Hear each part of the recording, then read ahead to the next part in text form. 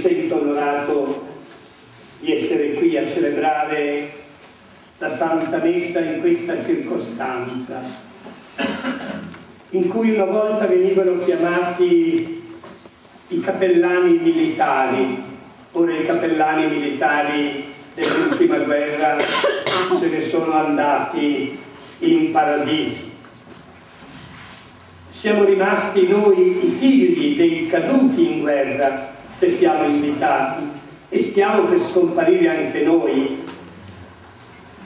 E io mi auguro che non ci siano più a celebrare queste feste sacerdoti figli di caduti in guerra, perché la guerra resti un lontano ricordo da libri che i ragazzi possono sfogliare nello studio del loro passato.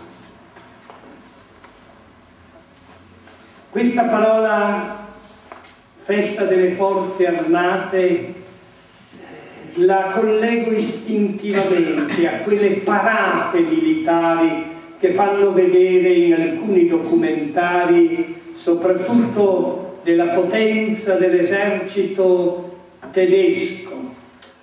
Un esercito che sembrava invincibile, sfidare i secoli, iniziare una nuova epoca e una nuova storia. E invece noi sappiamo come miseramente queste forze armate siano finite. E allora io vorrei che questa festa delle forze armate fosse ribattezzata come festa delle forze armate di amore, perché soltanto l'amore riesce a superare tutti gli ostacoli. La forza fisica, la violenza non ha futuro, è soltanto l'amore che può avere un futuro. E questo io credo è un messaggio che tutti abbiamo dentro di noi e sentiamo il bisogno di lanciarlo anche agli altri e soprattutto alle generazioni future.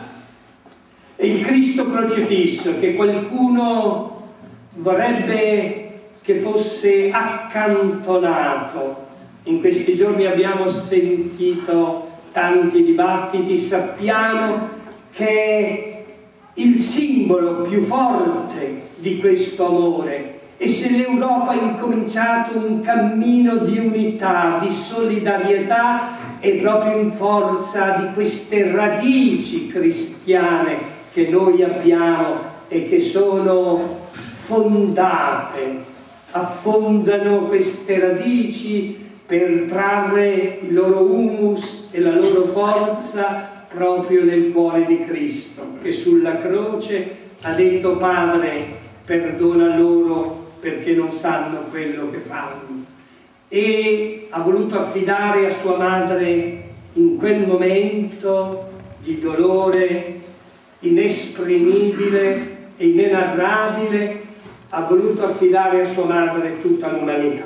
Allora che sia una festa delle forze armate di amore, come è la fisionomia del nostro esercito attuale, e che il ricordo dei nostri cari, io per primo ricordo mio padre caduto in guerra, quanti hanno dei parenti della loro famiglia che sono deceduti nelle guerre, nella guerra ultima, nella prima guerra mondiale, ecco, li ricordino, perché sono stati degli eroi, ma degli eroi di amore per la loro patria e per difendere valori inalienabili, quello della libertà, della pace e dell'amore per la famiglia.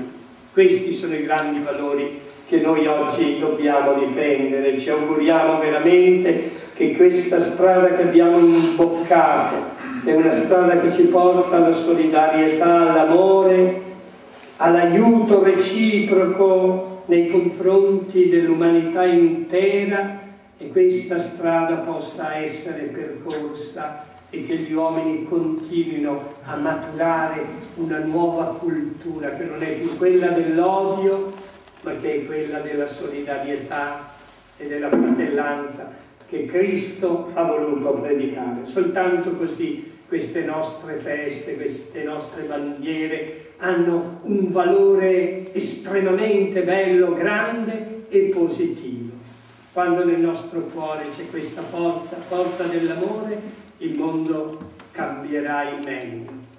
E noi preghiamo proprio per questo, nel ricordo dei martiri che hanno dato la loro vita, il loro sangue.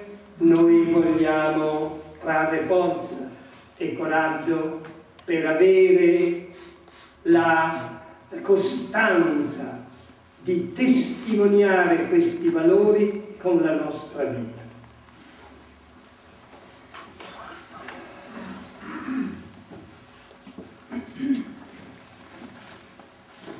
Facciamo la nostra professione. Credo in un solo Dio, Padre onnipotente,